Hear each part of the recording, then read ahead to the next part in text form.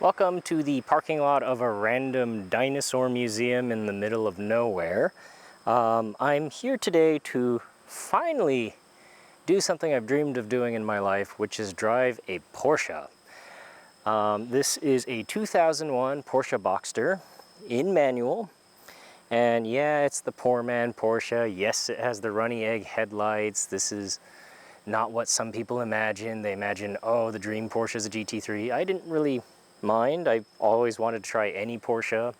And I actually quite like the runny egg headlighted Boxster. This was around when I was in high school when I was very into cars. So always wanted to drive one. Always saw that these were on like the top 10 best drivers car lists and everything. And I now own an NC Miata, which has been incredibly good fun.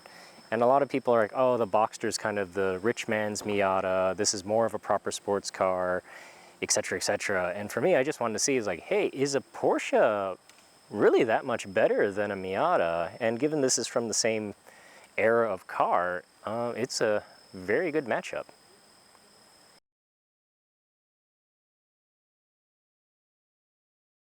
So when this car was brand new, it started around $42,000, and like a base NC Miata was about, I don't know, $23,000-ish. So this is about $20,000 extra.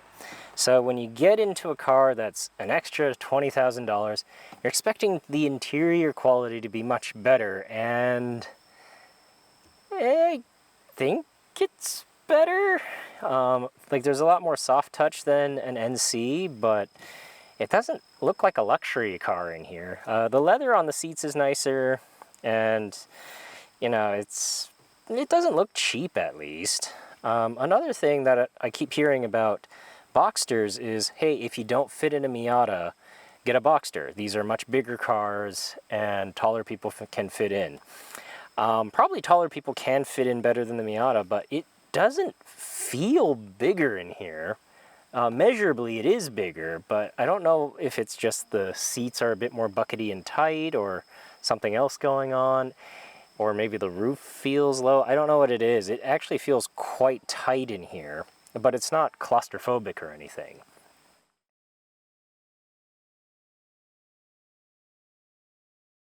So practicality-wise, everyone always talks about how the Boxster is more practical than a Miata because it has two trunks and it's a bigger car.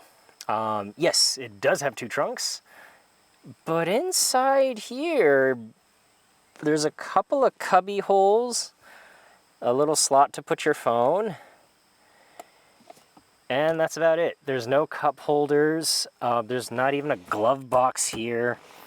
And these little things in the back are pretty useless overall, so don't really see this as being more practical than my Miata, especially since the trunks aren't particularly big. So for a frunk, this isn't too bad. I mean, if you remove the spare tire, it's probably even more spacious. However, you have to have very specifically shaped luggage to fit in here. And while I do fit in here right now, that will not close, at least without killing me. So, you know, it's kind of spacious here, but it's not the best. So the back is wider, and, you know, it fits more shapes of luggage.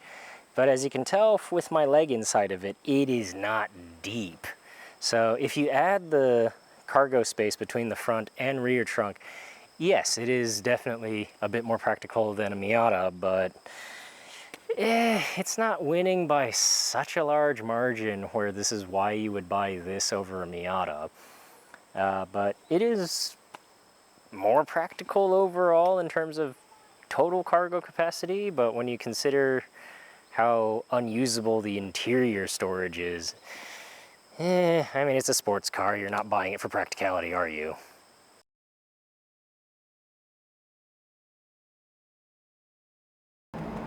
Okay, you joined me on the wrong side of the car for Japan, at least. And it's because Japanese people are quite vain, and for some reason, buying a foreign car in left-hand drive is extra cool points. I don't see it, but that's why this car is left-hand drive if you're curious.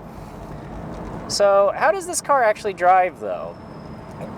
Ever since I was a kid, I loved Porsche. And there's kind of like this invisible standard, like meet your heroes type of thing that I have in my head and expectations regarding driving a Porsche. And the good news is this car has met them. This is an incredibly good driving car. It's definitely a driver's car in every sense of the word, and I really love it. Specifically, what makes it so good, the inputs, they're quite heavy, especially compared to my Miata, but they all feel really good. The weighting's good, the feedback's good, the steering especially. It's very heavy, but the feedback is excellent. Is it better than my Miata? I don't know. It's different, mostly because of the weight, but it does give excellent feedback, especially when you're caning it through some tight corners. The clutch is a bit heavier, but it has really good feel. Ooh, the throttle pedal is supremely responsive. So rev match downshifts are very easy. Overall, this car is an incredible driver's car, but there's an interesting problem with this car. As you can see, I'm driving with the top down, and with the top down, this car is really fun and it's super enjoyable. But for some reason, once you put the top up, it just becomes a bit serious and German, and it's just not as fun. Same can be true in a Mazda MX-5. When you put the top down, it's more fun, but it's such a stark difference in this car. The MX-5, it's a difference, but it's not like a night and day difference. I have no idea what it is, but a Boxster needs to be driven with the top down. Otherwise, it loses a lot of its fun. So as good as this car is, I do have a preference for my NC MX-5, and I will give some good reasonings for it. And it's not a Miata bias, it's not because I own it. It's actually a Japan-specific problem. So things that are not Japan-specific, the shifter is just not as good. It's probably because this is using shift linkages rather than having the stick straight into the transmission. It does not feel as mechanical and involving as the shifts that you get in pretty much any generation of Miata. Other than that, I was like, everything else is kind of worth the extra money over an MX-5 in terms of refinement. It rides very well, it corners really flat, it feels like a premium sports car from the MX-5, but that's actually why I like the MX-5 better. The Miatas are known for their playfulness, and yeah, because this is lacking that same playfulness, my NC just feels more fun. And part of that is the weight. This car does feel noticeably heavier through the turns. But the other thing, specifically why I like Miatas better for Japan than this car, is the gearing. People always complain that Porsche manuals have too tall of gears, and that is so true in this car. You can be on a tight mountain road here in second gear, and you'll be at 2,000 RPM going the speed limit.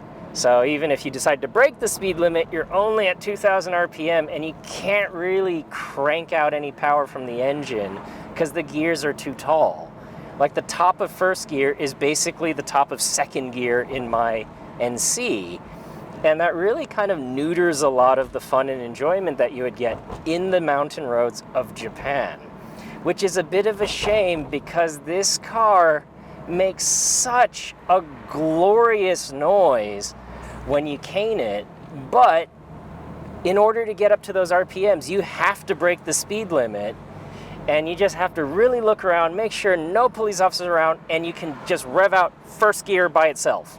Second gear, you're already going too fast. So it's like, this is a very good car, just unfortunately in Japan, there's not proper roads to enjoy it to its fullest potential, where there are roads where you can enjoy an MX-5 to its fullest potential.